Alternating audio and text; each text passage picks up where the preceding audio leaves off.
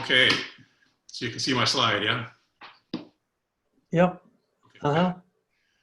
Cool, okay, so for the next chunk of time, there's kind of three things I was thinking we would do related to this. I thought we would talk a bit about how to get ready to speak, what to do the day that you're speaking, and then how to actually speak.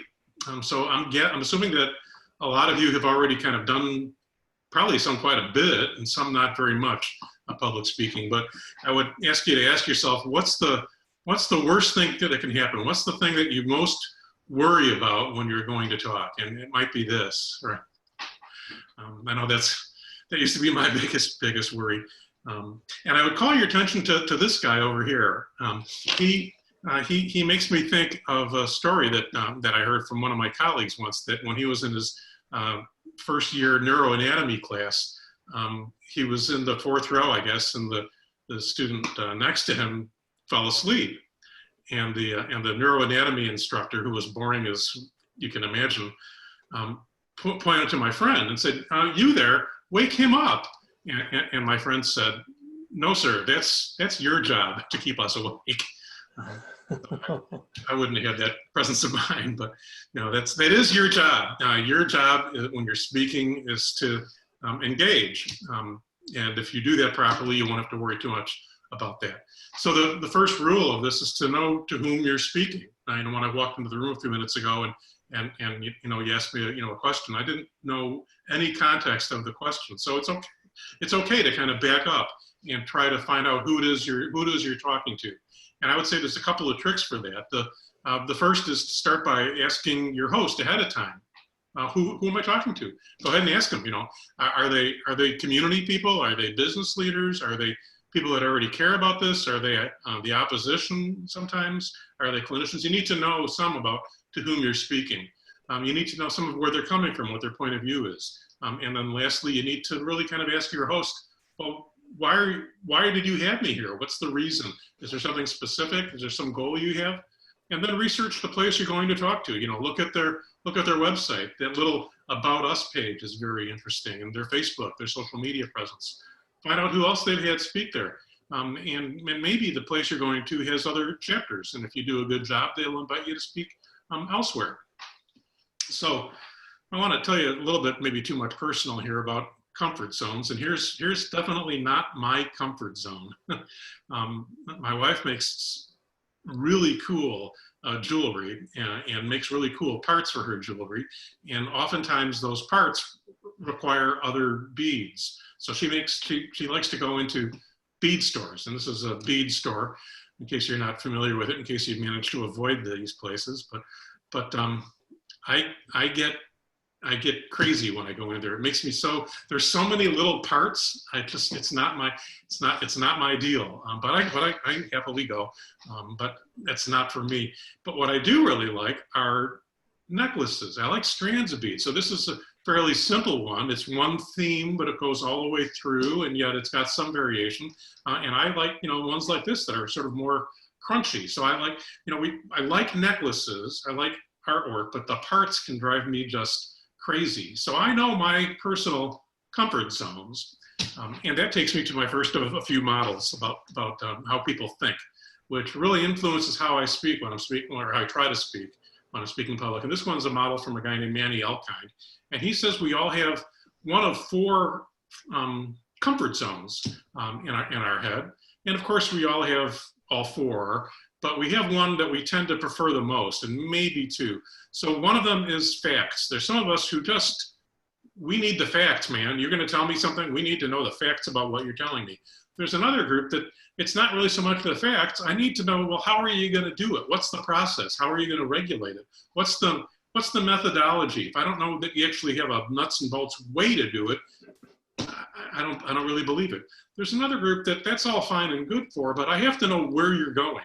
You need to pull me in. You need to lead me along to a better world. And if I'm not seeing the better world, I don't get why we would care about it. And then there's another group for whom it's really all about the feelings. If you haven't put a human face on this story, I can't relate to it until there's a person, until there's a really piece of humanity here.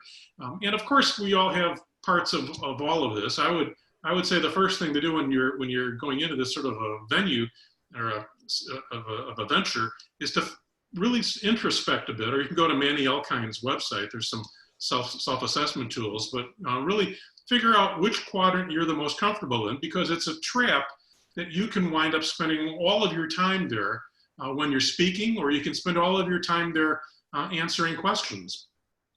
So if somebody asks you a question, you're giving your little talk, and then somebody at the back at the end, stands up and says, hey, that's all fine and good, but my uncle, he was on the waiting list in Canada for back surgery, and they made him wait so long, he had a heart attack and he died. So, you're going to tell me you want to do this when my uncle died because they have that system? This was early in my speaking venues here or process, and I responded by saying, well, actually the waiting list in Canada shows, well, the life expectancy in Canada. I responded with facts. They were coming from the feelings quadrant, and that was like I was speaking Mandarin Chinese and they were speaking, a different language, and they, was completely the wrong answer. So you want to try to figure out, when you're talking to an individual, the first thing you want to do is really listen to them. And frankly, this may sound kind of rude, but frankly, pretty quickly in a conversation, as a physician, we're trained pretty quickly in a conversation to figure out, to come up with our diagnosis and our plan. And then the rest of the first several minutes is sort of getting them a chance to talk and to explain things more. And maybe you'll learn more, but you're kind of got to figure it out at the beginning. And the same thing is often the case when people are asking you a question, when you're a public speaker. They'll want to tell you a story, or they'll have some longer version of the question, and you'll have already figured out the question and the answer before they're anywhere near done. Don't ever, unless you have to, because if they go on for like 10 minutes, interrupt. But try really hard not to interrupt. And instead, one of the things I do when people are asking me a question like that is I try to think, which of these 4 quadrants is the question coming from? And I try to make sure that the answer that I'm picking for their question resides primarily in that quadrant. So when you're talking one-on-one, try to figure out which quadrant you have to belong in, and don't respond to, and likewise, if somebody brings up, something about the economics of Medicare for all, and they're in the facts quadrant, and you respond with but people are dying. I've got my uncle died. If you respond with that, you're again in the wrong quadrant, and they won't hear you. So if you're doing if you're answering a question, you're having a private conversation, spend some time really actually pigeonholing the preferred quadrant. And if you're talking to a group, and this is more aspirational for me, I'm not as good at it as I want to be. If you're talking to a group, if you have 10, 20, 100, 200, 500, tens of thousands, if you have a group of people, you're going to have people from all 4 quadrants in your group. So I know which quadrant I'm the most comfortable in, but I force myself to roll around the quadrants. Sometimes I'll even look at my slides, and I'll lay them out, or people will do this on paper and lay them out on a table, and try to think, well, I know I'm usually weak on the feelings slides, and it is, when a speaker starts talking about the anecdotal stories, I get all antsy because I know they're trying to manipulate me, and I hate that quadrant. I hate that. I'm fine with interpersonal, but when a speaker does that, I hate it. So I know my bias is to not put that in very much. So I'll look at my slides and I'll go, hey, there's about a 15-minute period where there wasn't a human face on this even remotely. And I'll make a point to think, well, I've got an anecdote. Well, I've got a story that really fits. I need to, so I try, it's aspirational somewhat, but I try when I'm speaking in public, I try to roll around these 4 quadrants as much as I can, rather than staying in the one that I'm the most particularly comfortable with. Think about your story arc. It turns out they've done all sorts of studies on memory recall. And it turns out that at the beginning and at the end of your talk, that's what people will remember the most. They'll remember how you opened, and they'll remember how you closed. And the stuff in the middle, might be kind of murkier, might not be as recalled. And that's actually called a primacy effect at the beginning and a recency effect at the end. So in the middle, that's where I think it's really important to kind of do the quadrant rolling process, to try to boost up memory. So how do you design a story arc? I'd say that there's four sections to a story when you're trying to build a presentation. And again, you're trying to build a piece of jewelry. You're trying not to just take a bucket of beads and spill it out on the table for a mumble jumble. You're trying to actually string it together into a story that drives from the beginning to the end. So first, of course, guess what, is the opening, the beginning, and you want to do that in some way that engages. So there's a lot of ways to do that. You want to try to briefly establish your credibility. Why should I listen to you? Who are you? Why should I be listening to you? You want to try to maybe activate the nurturing part of somebody's brain. You know, we talked about that last time and the time before with George Lakoff. Sometimes it's really good to tell a story at the beginning, very short, that activates sort of the nurturing part of the brain, and ask permission. You know, oftentimes I'll say, I forgot to do it today, but I would say, well, here's the 3 things that I'm planning to kind of run through, and then I would quickly say, is that kind of what you were expecting me to talk about? Is that kind of, is that what you wanted to hear? Is that why you came here? So ask permission at the end of sketching out the agenda, basically. And then spell out the problem. And I like to go back to a friend of mine who worked briefly for Nat Geo when they first started doing Shark Week. And you all know Shark Week, right? Well, the first time they did Shark Week, the ratings went through the roof. And the next day after the first session, the CEO, I think it was, came into the brainstorming room and wrote this sentence on the board: the more ferocious the predator, the higher the ratings. The more ferocious the predator, the higher the ratings. So that's the first part of the problem statement is Shark Week. You're trying to, but the good news now compared to 10 years ago when we were talking about Medicare for All is the sharks are all over the place. People know the system is on fire more than they ever used to. So you don't have to go too crazy on that. When you're spelling out the problems, you don't want to spell out 300 problems. You want to limit yourself to no more than 3 issues. And if it's a very short talk, 1 issue. And then when you're doing the problem statement, you want to try to hit all 4 quadrants. In terms of the solution, I have a dream, right? I think we talked about this before. Martin Luther King didn't say, I have a plan. He said, I have a dream. And I have a plan doesn't motivate as much as I have a dream. So you want a plan, but your solutions have to be motivational. They have to be inspirational. And the granular detail is something to keep in your pocket, really. Don't do a deep dive into it. But yet you also want to have a roadmap. The solutions have to be within line of sight, have to be achievable. I would recommend not spending too much time in your presentation on why we can't do this. Well, who opposes this? What does the other side say? That makes you vulnerable to being accused of having like a one-sided presentation, but I think that's okay. They get the other side all the time. So I usually try to save the obstacles and how to address the obstacles more for the Q&A portion of the session. And then, here it goes again. And then lastly, of course, you need a call to action. So I like thinking about the idea that sopranos, altos, tenors, and basses. Good music will have all of these voices, and sopranos will sing one part, and the basses will sing another part, and you don't want a soprano to try to sing the part of the bass, or vice versa. And even more, in good music, you don't usually have all 4, sopranos, altos, tenors, and basses. You don't have all 4 singing every part of every song all the time. No, good music has pauses. A soprano or an alto, they have to rest their voice in the middle of the piece sometimes. So not every voice has to sing all the time, and certainly every voice doesn't have to have the same call to action. So they should have an action that they want to do, and give them a menu of choices. But and the choices of action should be soon. Sometimes it can be as simple as, here's the phone number for the state representative or for the federal, I put it up on the board and say, get out your iPhones and let's all text them right now, or let's all call them right now. And then probably the most important part of a call to action is getting a commitment to take the action. So there have been studies on this that if you can get the commitment contract, I'm going to do this on Tuesday, that they're more likely to do it than if you get them to say, yeah, that's a good idea. So really try to get them, a date or a lock-in, or maybe even have them sign a card or secure the commitment as part of the call to action. So there's 4 parts, But you need to think about how you're going to get from one to the next. What are the, I think of them as on-ramps and off-ramps. How do you bridge these? You don't want to say, okay, part two now. You don't want to do that. You want to have a fairly continuous flow.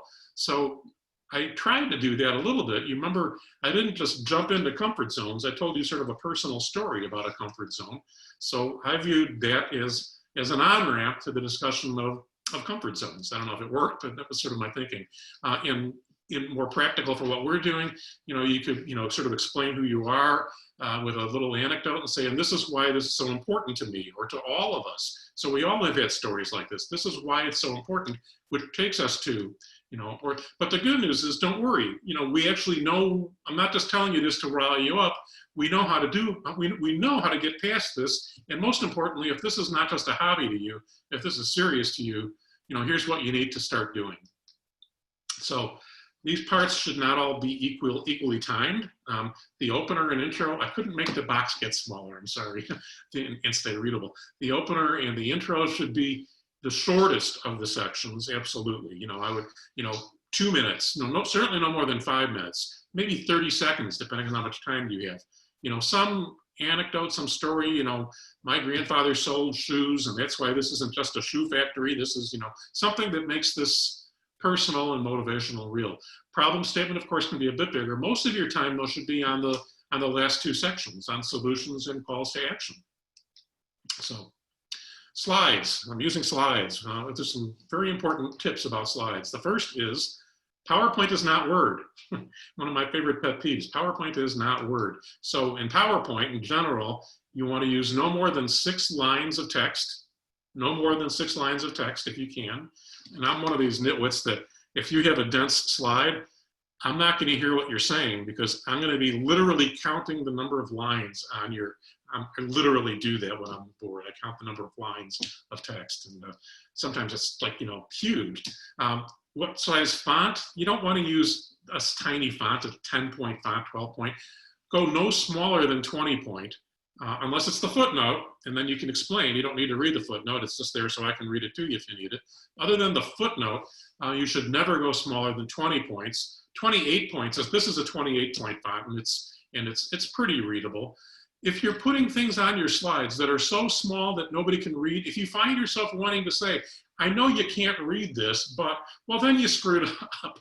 You shouldn't put it up there, unless the whole point is this is dense and confusing. But if you're putting something on a slide and you're inclined to say, I know you can't read this, that's your mistake. Fix it. That's a 20-point font, and you can see how small that is. You don't want to go any smaller than that, almost never. And don't worry about grammar. The grammar police aren't going to be coming by, even in St. Louis, the grammar police don't come by and tase you. You don't have to have full sentences. You don't have to have periods after a sentence. Just have the message that's distilled down to the least that it can be.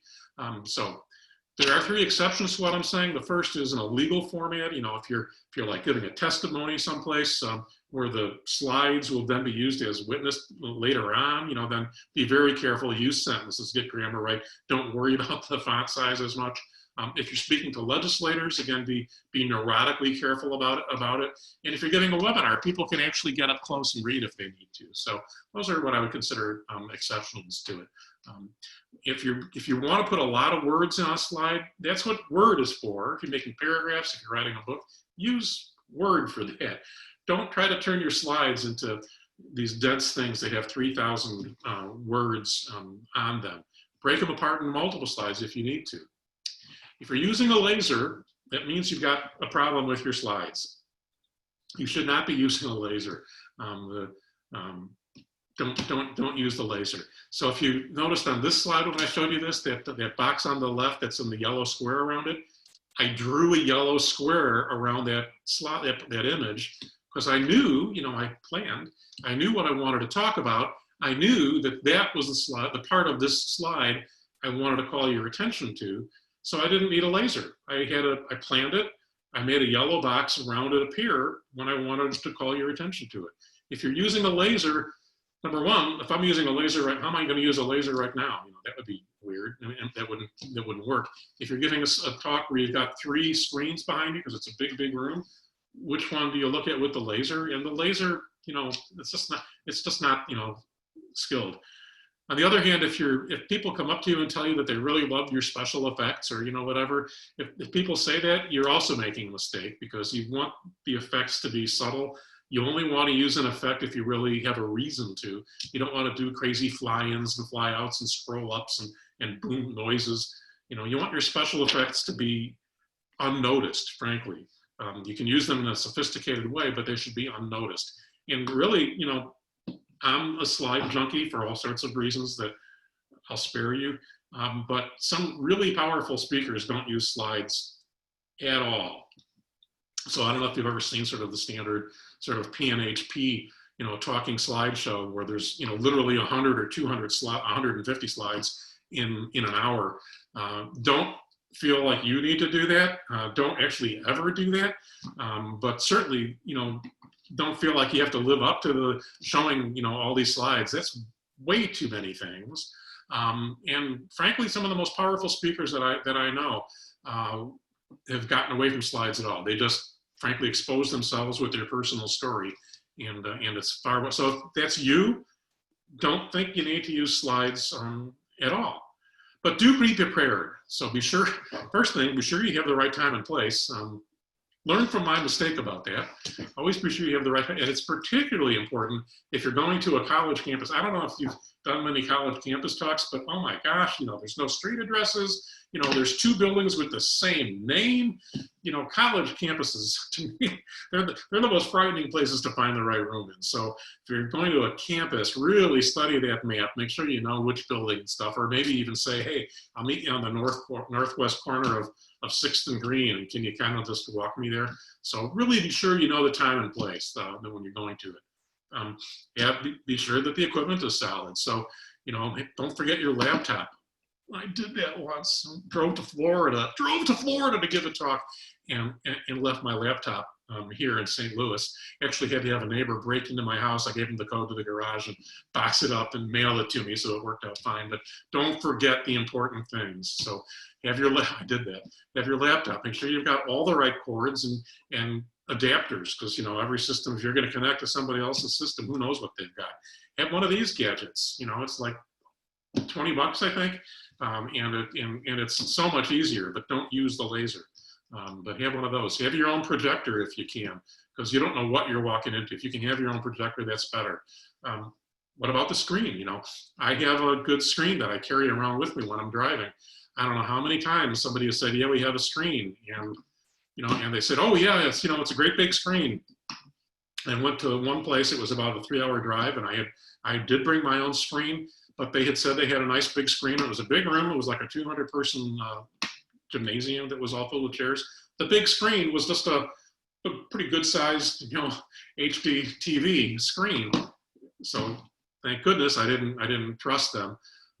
Don't trust anyone, no matter what they say. I actually had a pastor sound like he knew exactly how the equipment would work. He said, he used letters like HDMI with me. We had this conversation that, if I bring my laptop, I can just plug it in to the HDMI cord in his church and we'll be ready to go.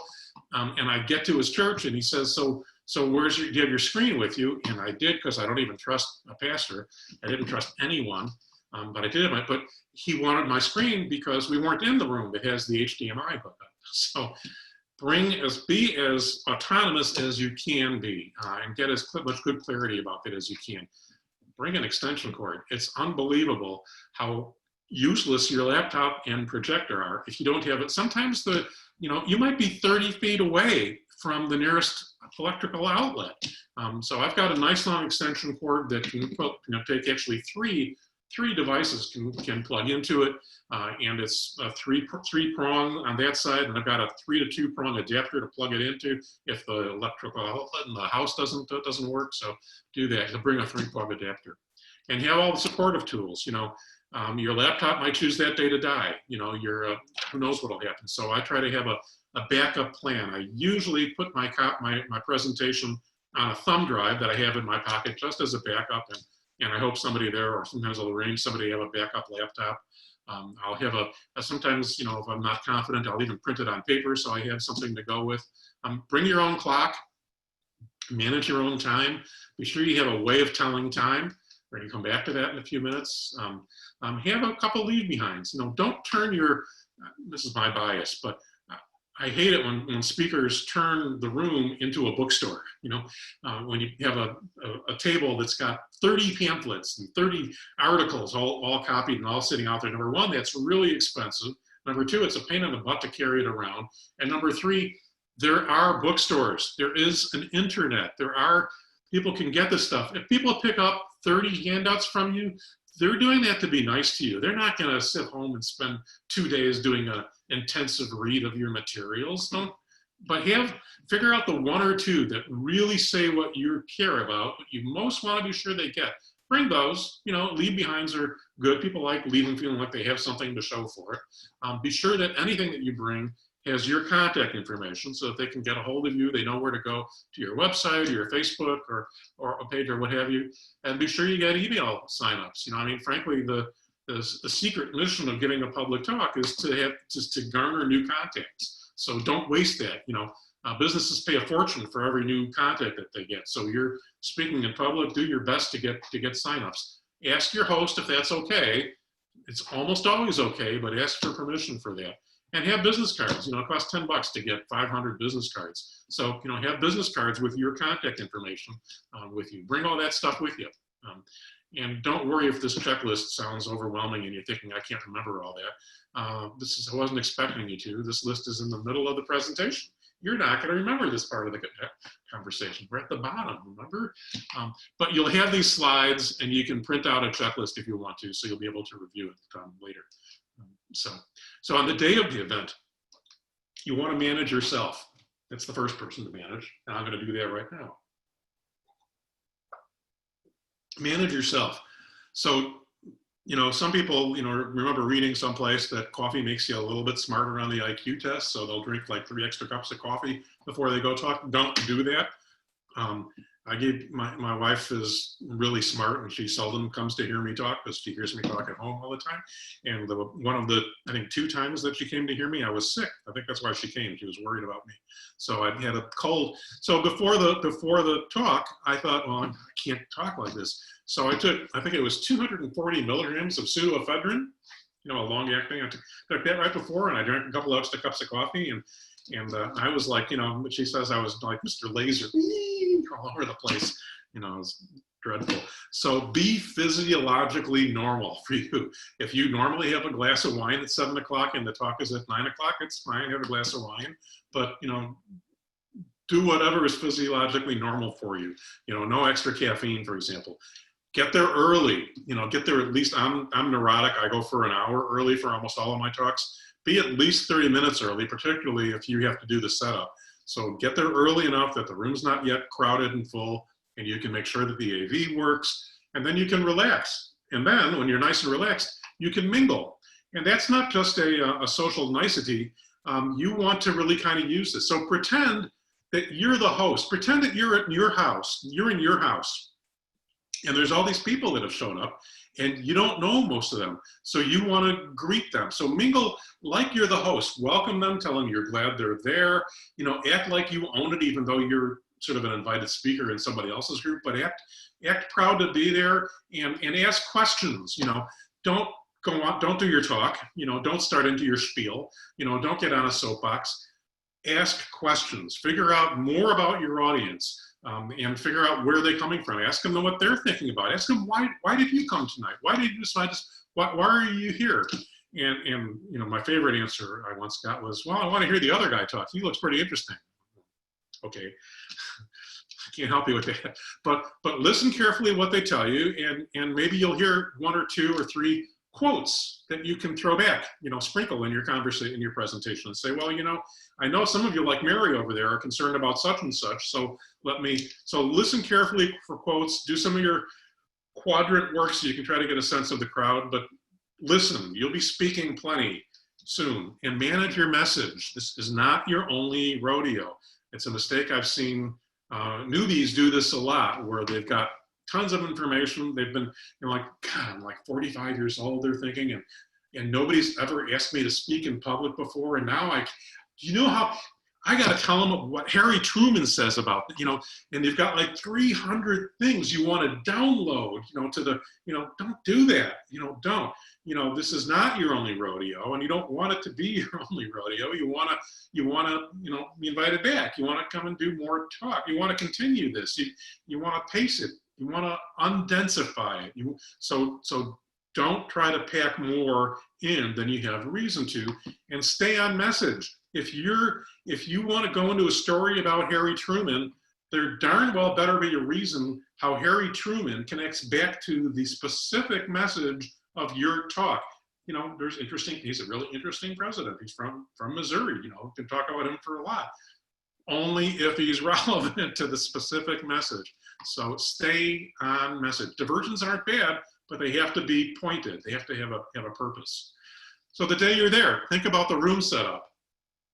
You actually can, not always, but sometimes, most of the time, frankly, have a big impact on how the chairs and tables are arranged. So here's how this last one was set up. There's the speaker is the little green dot on the front left, and then the screen is that big black bar across the top, and then there's a projector in the middle, and the speaker is sort of trapped behind the podium, and then all the chairs are lined up. It's a lecture hall, basically.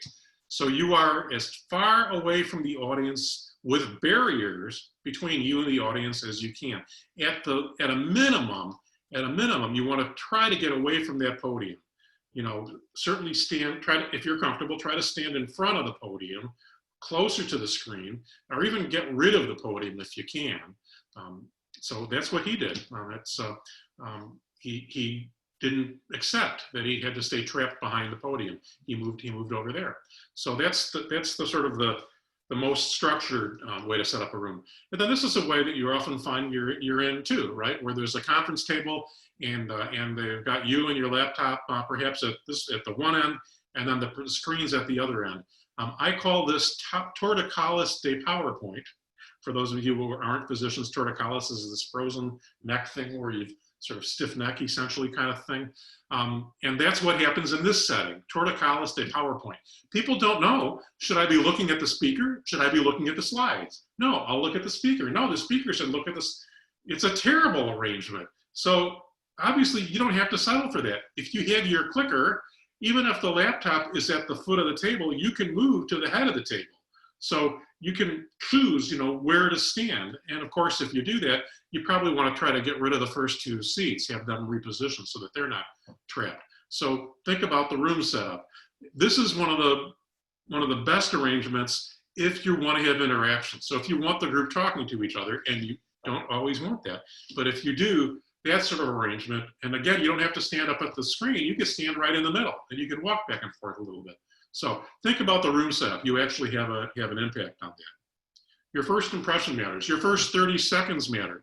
Remember, these folks have lots of other things they could be doing with their time right now, and you want to make sure that you're the thing they want to do. So it's very tempting to spend several minutes thanking so-and-so, thanking so-and-so. When I was a kid, we had a friend of the family that would call up, and the first 3 minutes of every phone call were, "Hi, how are you? How's your mother? How's your father? Thank you that," and my God, it was horrible. You go into a presentation, and yeah, it's nice to say thank you to the host, of course, because you actually genuinely are grateful, but don't spend any longer than that. They didn't come here to hear you thank people. They came here to, don't feel like you have to, hey, how about the weather? Figure out your first opener and use it. And the first opener can be a pause. You can use a pause. You can, the host says, and now, so-and-so is going to start speaking, and you're standing there, and it's okay to stand there briefly, and pause, make them think, what the hell's going on? What's he going to do? Breathe, make eye contact, look at a few people. Don't even say a word, and it will unnerve them and get them what's going on, get their attention a little bit. You don't want to use it every time, but it's a tactic. Open with a line like, I'll bet you're asking yourself. This is using second person pronouns, which we talked about, I think, last time. So I'll bet you're asking yourself.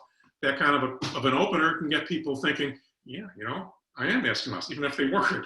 I do ask myself that. So try to really engage in the first 30 seconds. Have an agenda. You want to know where you're going, but it's not a rigid work plan. So you want to go through it a little bit, like I said, and get their permission, and you want to manage expectations so that they know where you are up to a point. I used to, for a while, early on, I would actually make an agenda. Here's the 6 things we're going to talk about, and I would then have it as a corner of the, as a tiny quadrant of the slide, and I would have an arrow march along so they could see, oh, he's on part 3 now. So they could actually see, and that's like the stupidest thing I could have done. Number one, you know, they're sitting there thinking, oh my God, he's only on part 3, you know, so a little bit too rigid. If you notice, my slides don't have page numbers. I don't put page numbers on my slides because when I'm looking at somebody's slides with page numbers, occasionally I'll glance at it and go, seriously, there's like 40 slides already? How many slides is this guy gonna make me look at?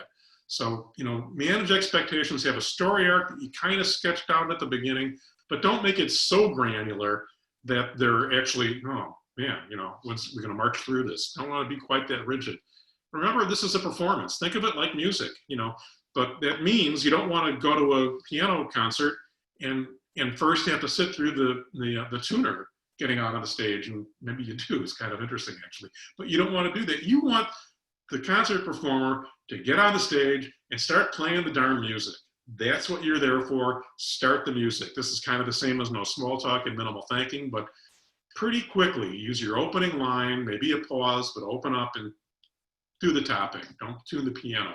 Figure out that opening line. I'm kind of weak at that, but some of my friends are much better at that. Think through what's the first sentence, and really kind of weigh several options for that. And I'm not even going to tell you what this last bullet point says. So don't do this kind of stuff, right? I don't know how many times I've been to lectures where somebody says, the first thing they say to me is, you know, I'm sorry, you know, there's just so much material here, so I'm going to go as fast as I can, and I may not get to the end. You know, no. If it's in, you know, you decide. Don't put the, you know, I don't know what I'm missing. You know, don't do that. I actually went to a class where they did this, where I was taking a class on this topic, and the speaker started off by saying, you know, I much prefer to talk to you about that, but they wouldn't let me talk to you about that. So I'm going to talk to you about this, and it's a good topic, but it's really not what I'm paying. No, if you've said you're going to talk about this, talk about this. You know, I don't even know these slides. This isn't my talk. This is Bob's talk. He, you know, and he asked me to talk about it, so, you know, I'm going to we're going to get through this together. Don't worry. No, they didn't come here to get through something with you. They came here to have you entertain them, you know, so own it if you agreed to it. I know you can't see this. We've already talked about that. And this is like announcing, hey, I know I look like an adult. I'm actually not an adult. I can't tell time. I have no idea what time it is. So I want one of you here to be sure to tell me when we're kind of getting low on time. If you've been pacing yourself properly, you've known the time all along. Don't ask somebody else. Have a clock. You know, I've got a clock right there, actually, that I'm looking at from time to time. I know exactly where we are. When you do stuff like that, this is how I feel. I just feel like, man, the kids are like crazy in the pantry, and let me out of here. That's not what I want. I want dinner. I don't want to have to look in your kitchen with your kids crawling around it. I want a nice meal when I come to hear you talk. I want it to have characteristics that I enjoy. I want it to fill me up. And I want it to kind of have me appetized to think, you know, I want to go back there. I want some more of this stuff. So don't take me into your kitchen. This is the third time for me to mention my wife. So she invented this acronym, BOSS IT. So it's a pretty interesting, she heard me talk a few times, you know, on videos, and she came up with this acronym. She said I need to boss it. First, breathe, you know, it's okay to breathe, you know, take a pause, you know, open with a pause. Do the Obama, you know, breathe, you know, it's okay, you know, it's good. A little bit of silence, it's okay. Own it. I used to have little jokes that I thought were hilarious, but I didn't want to distract, so I would have little comments, sort of asides, and I would make a quick little one-liner thing sort of in the middle of a conversation that I would keep on going. And then she pointed out to me that either say it or don't say it. You know, if you're gonna say it, you know, if you have a joke, or if you have a concept, stew in it for a little bit. Let them, you know, you have to own it, and let your audience really stew in it so they can understand what it is you're saying. If you're gonna say it, own it. Have it be yours with some ownership, Don't just kind of make it a don't have any throwaway lines, because you know why they're called throwaway lines. And then slow down. If you're me, you need to slow down. Interestingly, though, according to public speaking trainers, most speakers need to speed up. It's not my experience, but that's what but so think about your pace at any rate. And for me, it's slowing down, but for some people, it's slowing up. And simplify, simplify, simplify, simplify. You know, I guess I could have just said that once, but simplify. Think about the details, right? So think about what you're wearing. So you want to be dressed at least as nice as the people in your audience. This is perhaps my bias. You want to be dressed at least as nice as your audience, in the same general tone as your audience, so that just by looking at you, they think you're in your tribe. We talked about tribes last time. So just the way you dress, me in your tribe, and maybe one notch higher, maybe one notch better dressed than they are, so that there's almost this little hint of a hierarchy. You don't want to show up, you know, one notch below them. Some folks can pull that off. I know speakers who can really pull off showing up in clothes that I could not, that I would feel uncomfortable with. But so think about your clothing. Think about that, and move by intent. You know, don't be doing this. You know, don't be doing that. You know, when people start doing this, you know, when you've seen speakers do this, here's what I'm thinking. When I'm seeing somebody do this, I'm actually trying to calculate the height, their height, based on the periodicity of their sway. I'm trying to do the, you know, don't do that. You know, if you have a mannerism like that, you're going to be really distracting. You know, I just exaggerated it, but move by intent. Sometimes if I want to contrast two concepts, I'll have one on my slide on this side and another one on my slide on the other side. And then when I'm speaking, if I have a lavalier or a handheld mic, when I'm speaking, I will actually make a point to walk to the right-hand side of the stage, and then make that point, and then put up the next point that's on, and put it on the left-hand side of the stage, and I'll walk over to the other side of the stage. And if you do that a lot, you'll be distracting. But if you use walking across the stage occasionally with intent, it can be powerful. So should you walk around if you're a pacer? Should you walk around? Or if you're not a pacer, should you make yourself pace? They've actually studied that. There's evidence about this. Does pacing, does standing still or walking around impact recall or impact your ability to sway an audience? No, not at all. So if you like to pace, pace away. If you like to stand still, stand still. I'm just saying move in general by intent. Be thoughtful about it. Don't do that's very distracting to people. Don't do any of that. And use pronouns intentionally. You know, we talked about second person pronouns, and you know this, right? You know the second person pronouns are really powerful. And I think we dug that into the ground last time. I won't do it again. Pauses we mentioned. You know, I have a friend who is really good at repeating himself when he wants to make a point. When he wants to make a point. When he wants to make a point, he'll repeat himself. He'll say the thing 3 times. And you know to take Milton seriously if he said it 3 times. 3 times. So, you know, you don't want to do that a lot. It can be very annoying. But once in a while, if you want to emphasize something, say the same thing word for word 3 times. You'll see some people on TV do that sometimes too. And don't just, like, you know, whisper so that I can't hear you. Use your outdoor, you know, project. Does anybody there know what an APM is? Well, I can't see you, so I can't tell. So APMs, track your APMs. Those are actuallys per minute. And I came up with that because I had a guy that I used to work with who, this is a direct quote. He said this on stage. He said, actually, I actually find that this is actually an important point, actually. He actually said that, those words. And I heard him speak many times, and I developed this APM count. And I would listen to him for 10 minutes, and I stopped hearing his content. I was just hearing, and I was listening for the actuallys. Once you notice the mannerism, it's all you can see. So I started actually tracking his actuallys, and I would give him a report. Hey, you were down to a 12 APM. Pretty good. You were at 15 last, you know. So if somebody does that to you, if somebody points out you've got a mannerism like that, don't be offended. Don't get defensive. Thank them, because most people won't tell you that, but they will have noticed it. So if somebody points it out to you, thank them. But then what do? You know, I didn't help this guy because I didn't know the trick. There's a trick to make yourself stop doing that, and that's attenuate it, overkill it. So what he should have done was to have the word actually go through several minutes actually, where actually is actually the actually second actually word actually every actually time actually that actually he actually says actually any actually word. Overkill it. Make yourself sick of that word. And if you find out that you've got that mannerism, burn it out by doing something like that. Be really careful with humor.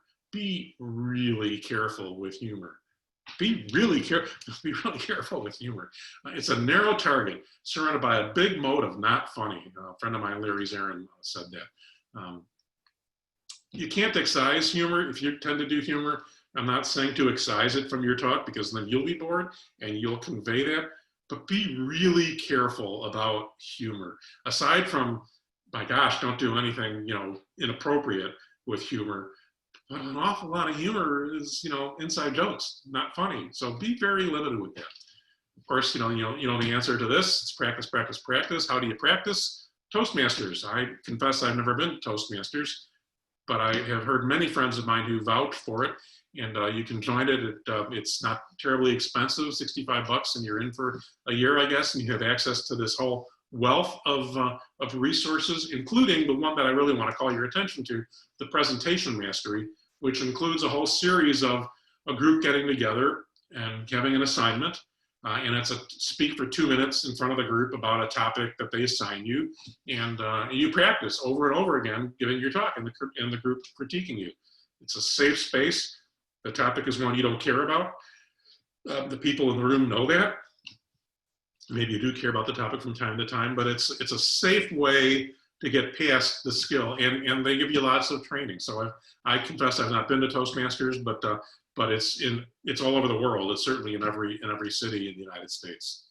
So where should you go speak? You should speak first in places, if you're starting, speak in places that are, like, you know, okay to speak at. Host your friends, right? You know, have your friends on Zoom or whatever. You know, try a faith-based. They tend to be more supportive. These are groups that tend to be more supportive and open and not quite as threatening. So start in a few of these venues, but be wary of the next group, because they can surprise you. You might think these are going to be easy ones too, but they can surprise you. So Democratic clubs sometimes are some of the more difficult ones. They're not all aligned with what you're trying to talk about. Retirees may have a whole set of questions that you may not have anticipated. If you're going to talk to doctors, this is in rank order, where they are the friendliest to a bit less friendly to the topic. So mental health providers tend to be the most aligned with what we're saying. Hospital staff is a little bit more surprising sometimes. The issues are a little bit different. And unions, I've given, I think, like 580 talks. I've been thrown out of 2, or I walked out of one and was thrown out of one. And the one I was thrown out of was a retiree labor group. So unions can be kind of tough sometimes. Usually they're your friends, but you know, you might be surprised. And be ready for this last group. You know, don't start in this last group. Don't start by giving grand rounds to surgery. So you've got to, you know, you've been giving your talks a few times. There's an anesthesiologist who really likes your thing. They agree with you. You know, they want to bring you into anesthesia grand rounds. That is not the first place to go. I'm here to tell you, that's not the first. You know, tell them thank you. You know, but get your chops built up before you go in there. You know, medical associations, some of them, you know, are supportive. You know, I guess some of you are from California, places where it's maybe different than here in Missouri, but it's, you know, it's different everywhere you go. And then some of these clubs might be very supportive, might be quiet, or it might be great. And then lastly, of course, sort of the forbidden fruit. I've tried to get into these, but I've not made it yet. Okay, Zoom or other teleconferencing setups. So notice I'm using this slide as an on-ramp to it. So Zoom, teleconferencing tips. First, you know, just because you're at home doesn't mean that it's okay to, you know, have your swimming trunks on. You know, dress appropriately. You know, that means clean. That means not distracting. That means non-strobing. You don't want to wear a shirt. This doesn't do it, I don't think, but a shirt with a very small pattern, a very tiny sort of herringbone-ish pattern sometimes. If you're not a very high resolution TV or a high resolution camera, that'll strobe on the camera and it'll be very distracting.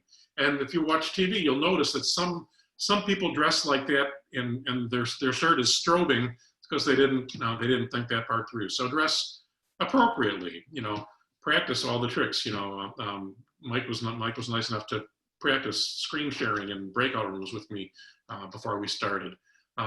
Don't toggle your video on and off. Have your video on. If you're going to have your video off, you may as well be on the phone. And we know how dreadful group conference calls are. So don't turn your video off. Don't think, while I'm doing this talk, I'm in this meeting, I'll turn my screen off just for a minute because I'm going to go. No, try really not to do that. People are going to be wondering where you are. Have your lighting. Hopefully, the lighting that you can see me from is better than if it were, down here. Think about where the lighting is. Try it out. Have a nice, clean, undistracting background. Don't have chaos behind there. And it's okay to have notes. Actually, if you have notes, that sort of shows that you prepared. But don't have your notes over here, right? You don't want to be talking and then looking over there, and you don't want to be doing that. You don't want to, or even just, I'll trick them. I'll look here, but I'll glance with my eye, the side eye, or pull a Marco Rubio with the water. Try to minimize the amount of time that you're looking away from the screen. Try not to do that. Have your camera. Don't do that. Oh my God, I shouldn't have put that up there. I thought I took it out. Have your camera at eye level. My laptop right now is on a box so that it's elevated enough so that my camera is at eye level. It's called body language. It's not called head language. So I'm picking on Ed Schultz right now because he's passed away, as you may know, but he was the master of screwing this up in my book. There's a picture of him. That's how most talking heads look, but he liked to do this a lot. That's pretty annoying, right? And when I first did my first couple teleconferences, I thought I would do that too, because the rest of it's all noise. It's face. I want you to see my face really well. I want to be, I want to see your face really well. There have been studies on this, and if everybody on the conference call has their face right up at the monitor, it's really fatiguing. It's Zoom fatigue, because then you're missing all the other cues. Don't do that. Try to step back a little bit, as I am right now. Or if you notice in TED Talks, they're way back, right? They're way back, but you do have to wear pants if you're going to go way back there like that. It takes me to my last point. This book, TED Talks, it's a really easy book to read, and it's from the people that make TED Talks, and it's got a wealth of information. If you're going to read one book to try to improve your presentation style, this is the book. It's really phenomenal. And here's just one quote from it. They said that the number one advice they give to speakers is to make regular eye contact with members of the audience. Be warm, be real, be you, unless you're arrogant and self-centered, then pretend to be somebody else. So don't be afraid.